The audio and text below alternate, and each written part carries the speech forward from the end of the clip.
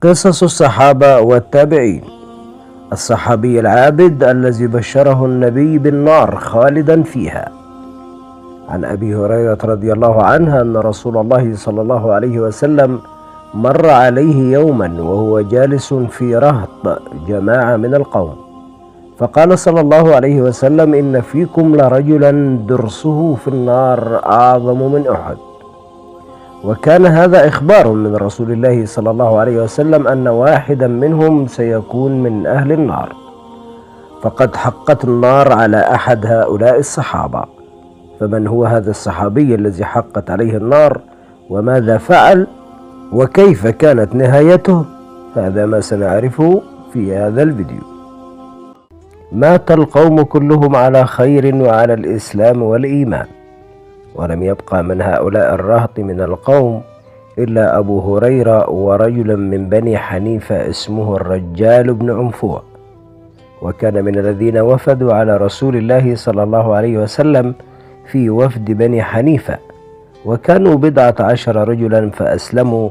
فلزم الرجال بن عنفوة النبي صلى الله عليه وسلم وتعلم منه وحفظ القرآن والأحكام وجد في العبادة. يقول رافع بن خديج: كان بالرجال من الخشوع ولزوم قراءة القرآن والخير شيء عجيب. وقال عنه ابن عمر: كان من أفضل الوفد عندنا. يا سبحان الله، كان حافظا قواما صواما.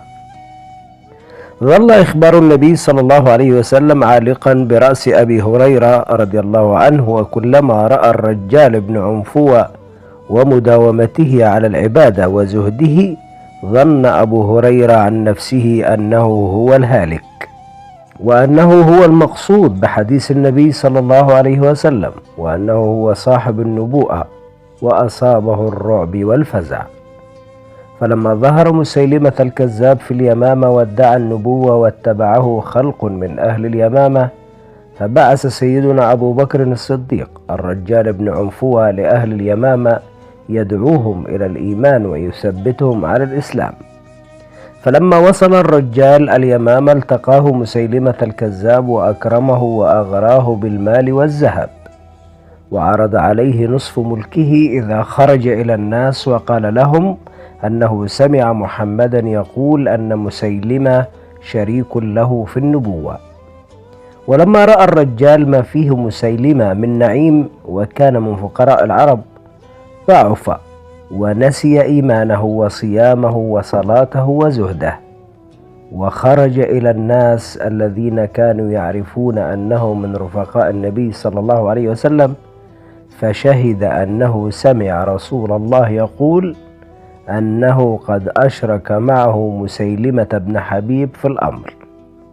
فكانت فتنة الرجال أشد من فتنة مسيلمة الكذاب، وضل خلق كثير بسببه واتبعوا مسيلمة حتى تعدى جيشه 40,000.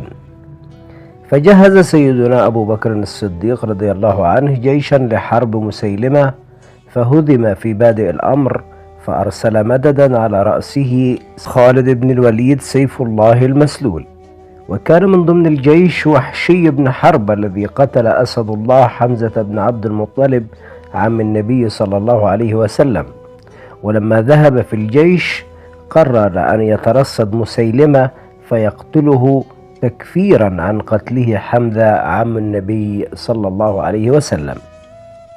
وبدأت معركة لم يعرف العرب مثلها، وانكشف المسلمون في البداية مع كثرة عددهم وكثرة عتادهم، ولولا ثبات أصحاب رسول الله صلى الله عليه وسلم وأهل القرآن الذين نادوا في الناس فعادوا إليهم وحملوا على جيش مسيلمة حتى زحزحوه.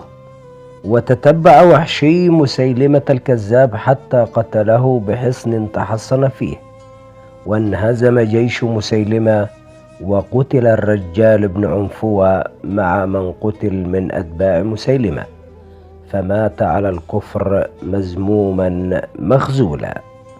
ولما علم أبو هريرة خر ساجدا لله بعد أن أدرك أنه قد نجا. فالعبرة أيها الأخوة بالخواتيم، فلا تغرك عبادتك وصلاتك وصيامك وزكاتك، وادع الله دائما أن يثبتك ويختم لك بخير. أحسن الله لنا ولكم الخاتمة جميعا. هذا هو الصحابي الذي بشره النبي صلى الله عليه وسلم بنار جهنم خالدا فيها، الرجال ابن عنفوع. هذا والله تعالى أعلى وأعلم. دمتم في أمان الله.